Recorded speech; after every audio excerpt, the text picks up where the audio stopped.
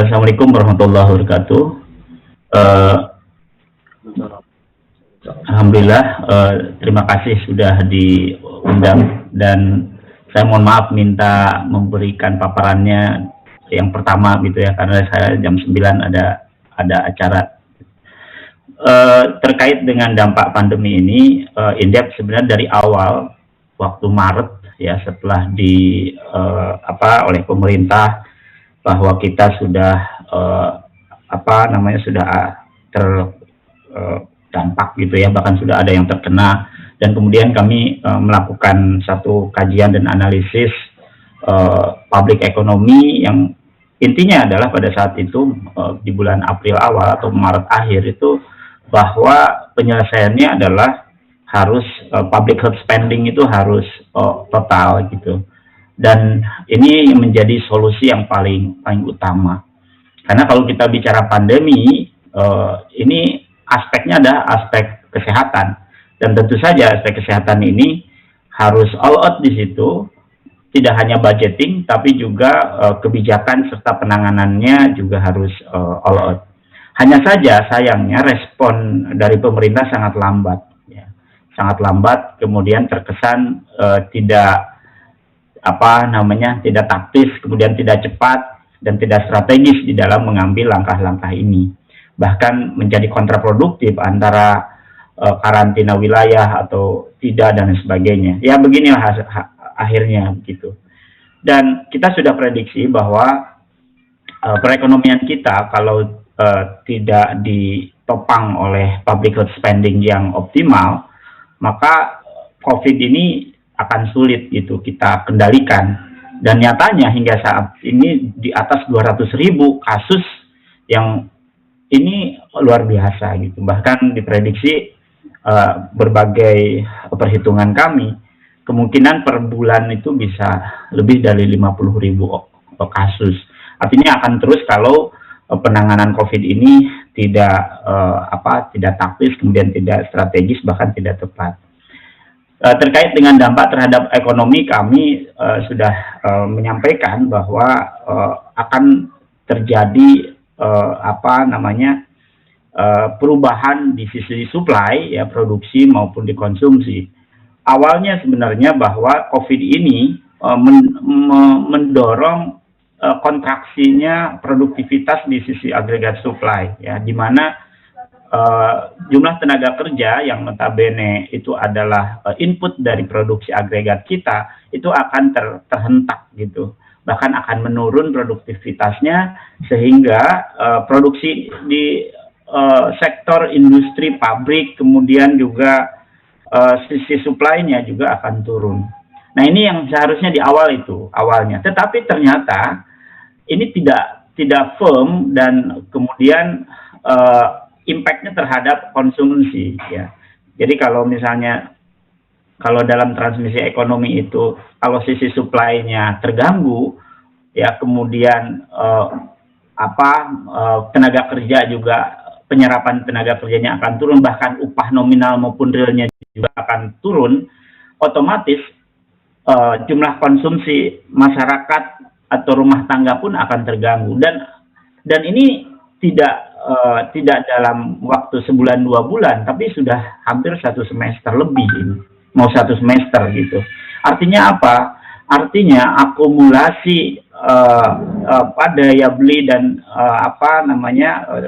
konsumsi rumah tangga ini semakin sulit gitu untuk untuk mendorong tingkat konsumsi. Padahal indikator makroekonomi Indonesia yang jauh sebelum adanya COVID itu masih mengandalkan konsumsi rumah tangga. Nah ini yang seharusnya kita lihat ya, bahwa dampak COVID ini tidak kemudian ekonomi kita terpuruk ya, padahal sebelum COVID ya pelambatan pertumbuhan ekonomi Indonesia sudah terjadi gitu. Jadi target-target pertumbuhan ekonomi semasa pemerintahan Pak Jokowi ini belum pernah ada target ekonomi yang tercapai ya. Apa yang ditetapkan di APBN dengan realisasi setiap tahunnya itu tidak ada yang tercapai, selalu ada di bawah target dari pertumbuhan.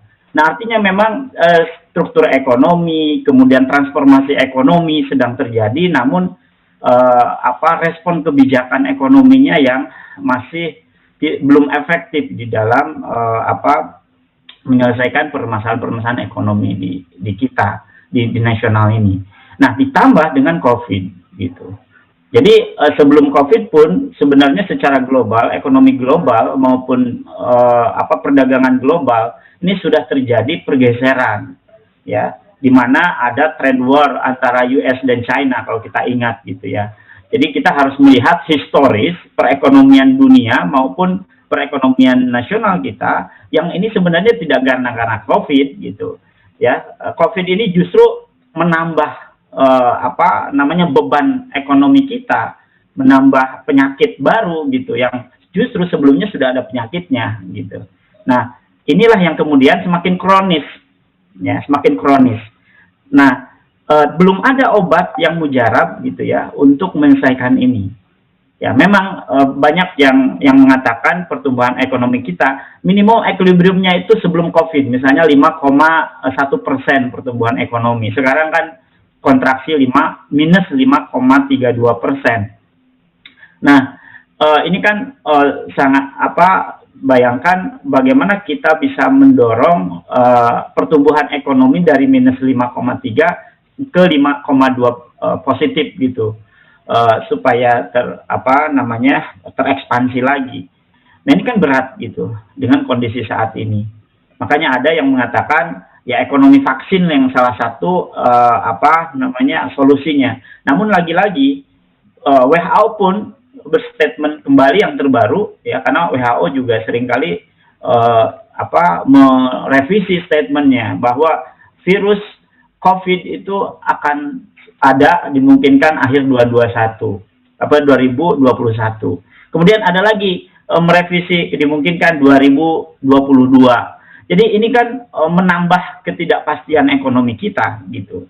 Tidak hanya global tapi juga nasional. Plus juga kondisi ekonomi Amerika juga sudah terpuruk ya, sangat terpuruk dan ini sangat mempengaruhi terhadap iklim ekonomi global. Nah, oleh karena itu maka tentu saja respon dari COVID ini ya terhadap ekonomi global maupun nasional justru menghancurkan sendi-sendi ekonomi yang sudah dibangun oleh ekonomi global yang hingga saat ini gitu. Mengapa? Ya karena ekonomi yang notabene epicentrum ekonomi dunia di Amerika pun sudah lumpuh ya, dan kemudian bergeser ke kawasan timur Asia yaitu China, dan ini yang kemudian terjadi perubahan tanda kutip ya epicentrum pertumbuhan ekonomi dunia. Nah, lagi-lagi kalau kita lihat epicentrum pertumbuhan ekonomi dunia maka akan mempengaruhi global value chain dan global supply chain yang terjadi ya, terutama untuk komoditi-komoditi yang orientasi ekspor.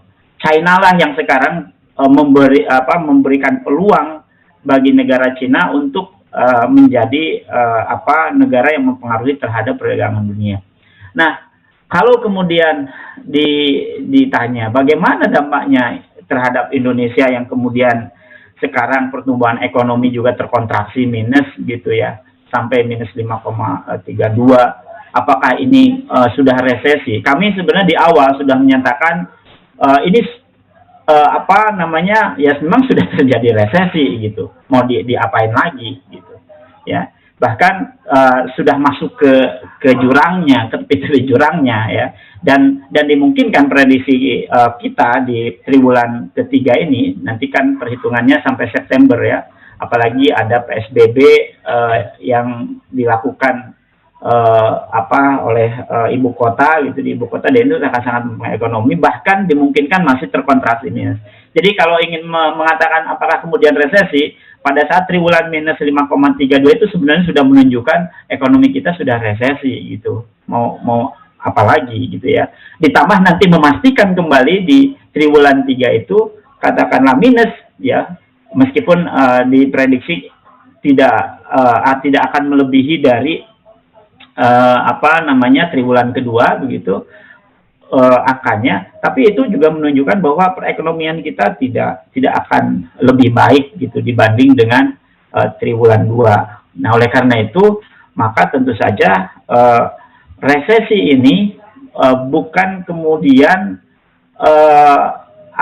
menjadi satu persoalan yang bisnis as usual policy yang seharusnya diambil. Tapi lagi-lagi sayangnya respon dari APBN di dalam mengantisipasi resesi di tahun depan ini responnya kok tidak merespon case yang utamanya, problem yang utamanya gitu. Jadi kalau kita lihat misalnya seharusnya gitu ya kebijakan antisipasi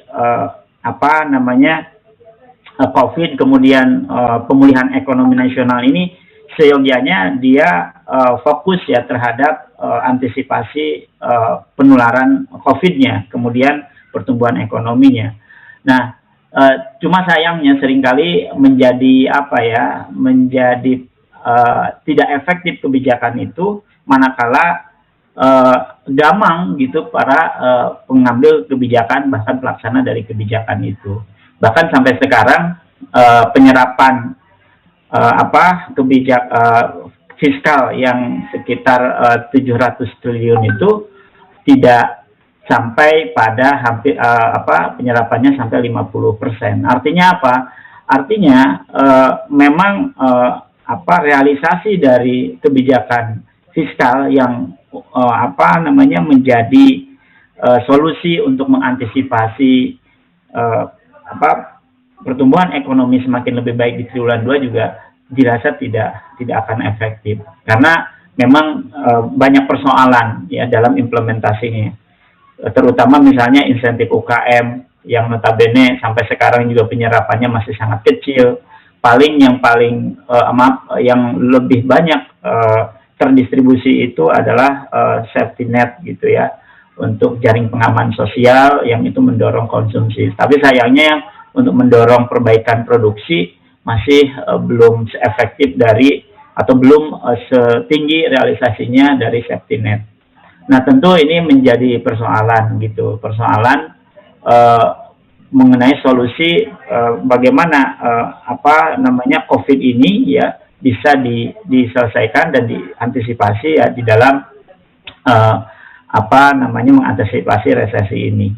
Nah, tadi saya sampaikan bahwa kalau ditanyakan apakah sudah resesi, tadi saya sudah menyampaikan bahwa memang sudah resesi.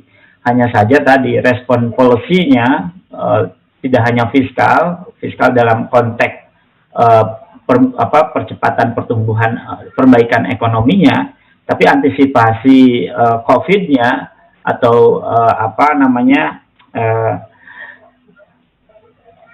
pengendalian COVID-nya ini masih kurang greget lah, bahkan seringkali dalam tanda kutip abai gitu ya, seolah-olah ekonomi kita itu sudah COVID-nya sudah nggak ada gitu. Mengapa? Karena tadi dari politik anggarannya pun tidak merespon terhadap itu. Bahkan di APBN anggaran untuk kesehatan itu juga relatif kecil gitu ya, masih tidak jauh berbeda dengan tahun 2020. Dan antisipasi untuk COVID hanya ada anggaran untuk vaksin, itu pun sangat kecil anggarannya. Jadi politik anggarannya mestinya ya dialokasikan untuk itu. Dan masih bisnis as usual seperti halnya politik anggaran sebelumnya ya, di mana respon permasalahan yang krusial ini tidak direspon dengan APBN yang responsif terhadap permasalahan intinya gitu. Ya, bahkan infrastruktur masih tetap jalan, bahkan kemudian rencana-rencana yang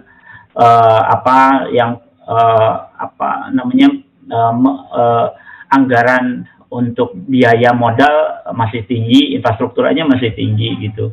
Dan ini juga anggarannya lagi-lagi pasti akan menggerus ya program yang notabene untuk penyelamatan ekonomi dalam menyelesaikan masalah COVID ini.